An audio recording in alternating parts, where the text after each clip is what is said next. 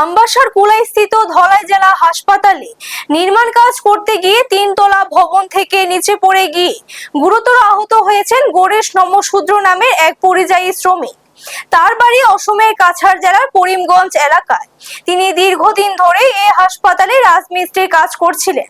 শুক্রবার সকালে হাসপাতালে 3 তলায় কাজ করার সময় অসাবধানতা বশত হঠাৎ তার পা পিছলে যায় এবং তিনি সশব্দে নিচে পড়ে যান।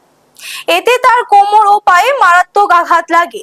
দুর্ঘটনার পরপরে সঙ্গে থাকা অন্যান্য কর্মীরা তড়িঘড়ি তাকে উদ্ধার করে চিকিৎসার জন্য ধলাই জেলা হাসপাতালে ভর্তি করান। বর্তমানে সেখানে তার জরুরি চিকিৎসা চলছে। এই দুর্ঘটনাকে কেন্দ্র করে হাসপাতাল প্রাঙ্গণে সাময়িক চাঞ্চল্য ও উদ্বেগের সৃষ্টি হয়। হাসপাতালের উচ্চ ভবনে ঝুঁকিপূর্ণ কাজ করার সময় শ্রমিকদের পর্যাপ্ত নিরাপত্তা সামগ্রী যেমন হেলমেট কিংবা সেফটি বেল্ট ছিল কিনা তা নিয়ে জোর প্রশ্ন উঠতে শুরু করেছে। দায়িত্বপ্রাপ্ত ঠিকাদার সংস্থার গাফিলতি ও নিরাপত্তা ব্যবস্থার অভাব ছিল কিনা তা খতিয়ে দেখার দাবি তুলেছেন প্রত্যক্ষদর্শীরা। ব্যুরো রিপোর্ট, নিউজ তৎকাল 24।